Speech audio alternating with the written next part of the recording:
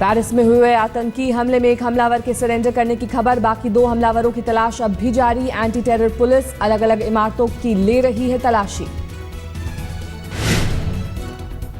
France के राष्ट्रपति François Hollande ने हमले में मारे गए लोगों को बताया हीरो। आज हमले में मारे गए लोगों को श्रद्धांजलि देने के लिए फ्रांस में राष्ट्रीय शोक दिवस।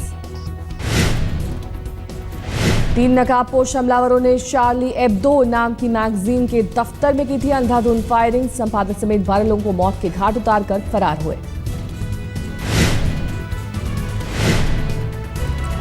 दफ्तर में घुसकर 3 हमलावरों ने 5 मिनट तक मचाया कत्लेआम। खुद को अलकायदा का बता रहे थे आतंकी।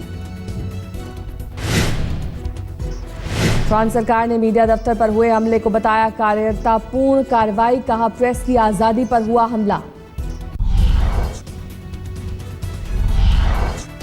एक महिला चश्मदीद के मुताबिक दफ्तर में घुसे आतंकी अच्छी फ्रेंच बोल रहे थे। हमले के दौरान लगाया नारा, पैगंबर के कार्टून छापने का लिया बदला। काले रंग की कार में आए थे तीनों आतंकवादी। दफ्तर में मौजूद पत्रकारों पर अत्याधुनिक हथियारों से की अंधाधुंध फायरिंग। संपादक समेत 12 की मौत। पेरिस मीडिया दफ्तर पर हुए आतंकी हमले के बाद पूरे फ्रांस में हाई अलर्ट। अहम ठिकानों की बढ़ाई गई सुरक्षा। पेरिस में सभी स्कूलों को बंद करने का निर्देश। आतंकी हमले का शिकार हुए फ्रेंच मैगजीन शार्ली एब्दो के पत्रकारों को पहले भी मिल चुकी थी धमकियां। 2011 में दफ्तर पर हुआ था हमला।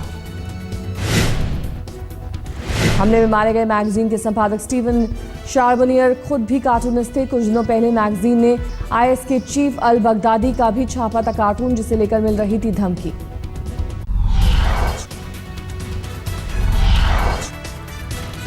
पेरिस में हुए आतंकी हमले के खिलाफ एकजुट हुए लोग। हजारों लोगों ने सड़कों पर एक साथ उतरकर हमले का किया विरोध। आतंकी हमले को लेकर लोगों में दिखा गुस्सा।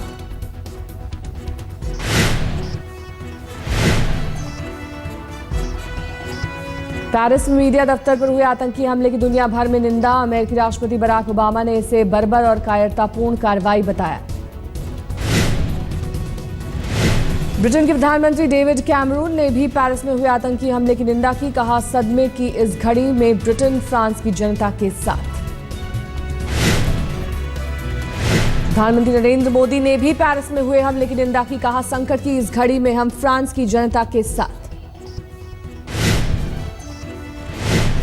पेरिस में हुए आतंकी हमले के बाद दिल्ली में भी कड़ी सुरक्षा। अहम ठिकानों की बढ़ाई गई सुरक्षा। कनॉट प्लेस में गाड़ियों की ली गई तलाशी।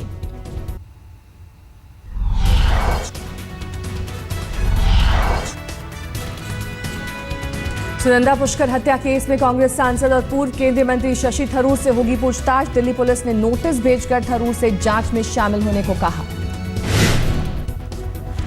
सीआरपीसी की धारा 160 के तहत शशि थरूर से होगी पूछताछ। फिलहाल केरल में है कांग्रेस के सांसद।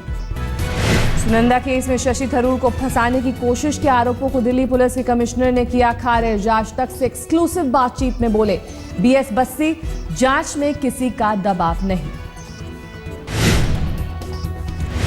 अभिनेता संजय दत्त को आज फिर से जाना होगा जेल। पुणे की यरवदा जेल प्रशासन ने फरलो बढ़ाने की मांग की खारिज। फरलो के तहत 14 दिन की जमानत पर यरवदा जेल से छूटे थे संजय दत्त। जेल प्रशासन से फरलो की मियाद बढ़ाने की मांग की थी।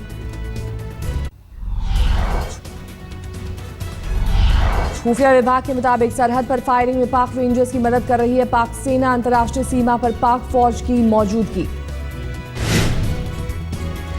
पाक रेंजर्स को पाकिस्तानी सेना से मिल रहा है हथियार। सरहद पार से दागे मोर्टार के गोलों की जांच से पुख्ता हुआ शक। जम्मू कश्मीर के सांबा सेक्टर में 4 आतंकियों ने की घुसपैठ की कोशिश। बीएसएफ की जवाबी फायरिंग के बाद वापस पाकिस्तान की ओर भागे आतंकी। आतंकी हमले की आशंका बताकर पाकिस्तान ने रोकी दिल्ली लाहौर बस सेवा। अब वाघा बॉर्डर तक ही जाएगी बस। पाकिस्तान ने ननकाना साहब पर आतंकी हमले का जताया खतरा। मार्च 1999 में तत्कालीन पीएम वाजपेयी के वक्त हुई थी बस सेवा की शुरुआत। बुधवार शाम विदेश मंत्री सुषमा स्वराज ने प्रवासी दिवस में हिस्सा लेने आए मेहमानों के सम्मान में दिया डिनर। सम्मेलन में दुनिया के 200 देशों से जुटे प्रवासी भारतीय। पुणे में केंद्रीय वन और पर्यावरण मंत्री प्रकाश जावड़ेकर ने लिया स्वच्छ भारत अभियान में हिस्सा। सड़क की सफाई में हुए शामिल, खुद चलाया फावड़ा। बुधवार से कोलकाता में बंगाल ग्लोबल बिजनेस समिट का आगाज। वित्त मंत्री अरुण जेटली ने अपने भाषण में राज्य को केंद्र से मदद का दिलाया भरोसा। जेटली ने अपने भाषण में कहा, देश के विकास के लिए राज्यों को आगे बढ़ना जरूरी। कहा, निवेश का बेहतर माहौल बने।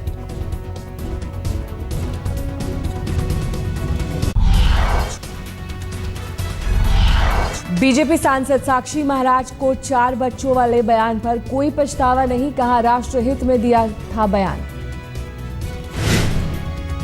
अगर ये कह दिया कि 4 बच्चे पैदा करो तो सारे हिंदुस्तान में तूफान आ गया। साक्षी महाराज ने 4 बच्चों की बात कह दी, आखिरकार क्यों कह दी? ये क्या करना चाहते हैं? किसी जन से क्या बड़ा?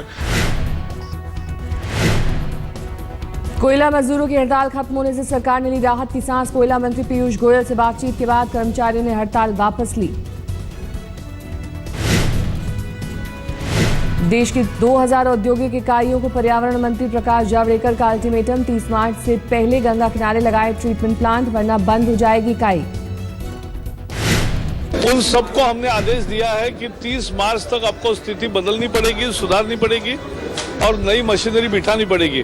अगर आप बिठाओगे तो ही आप काम कर सकोगे, नहीं तो कल कारखाने बंद करने पड़ेंगे।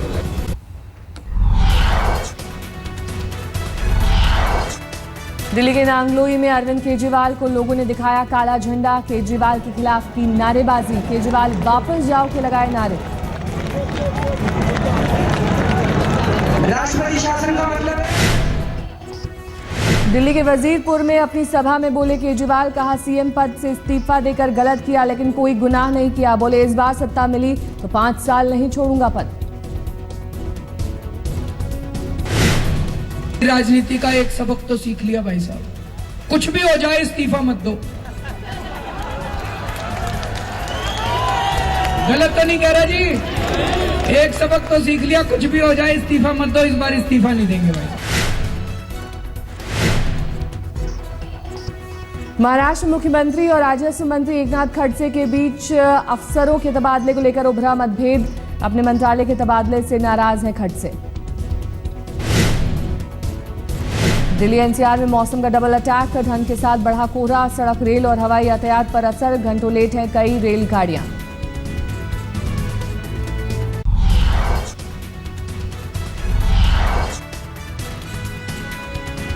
नई दिल्ली एयरपोर्ट मेट्रो स्टेशन पर तैनात सीआईएसएफ के कांस्टेबल ने खुद को मारी गोली। अस्पताल में डॉक्टरों ने मृत घोषित किया। मेट्रो स्टेशन के गेट नंबर 4 पर तैनात मुकेश कुमार ने AK-47 से खुद को मारी गोली। पुलिस मामले की जांच में जुटी।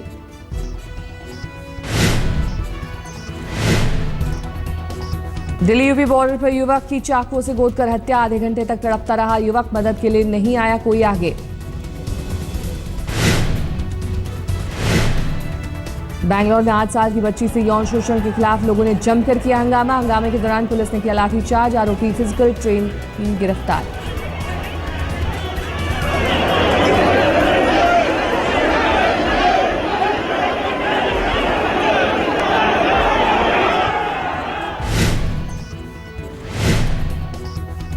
मुंबई एयरपोर्ट की बढ़ाई गई सुरक्षा। एयरपोर्ट की टॉयलेट की दीवार पर लिखी मिली 10 जनवरी को आईएस की ओर से हमले की धमकी।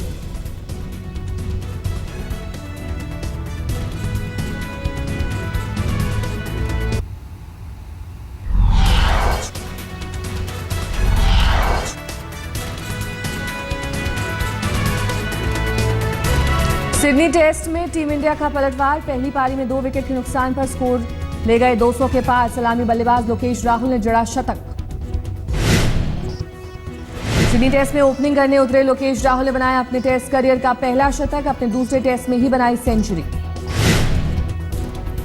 सिडनी टेस्ट में भारतीय बल्लेबाजों का इम्तिहान। कप्तान कोहली भी अर्धशतक जमाकर मैदान पर डटे।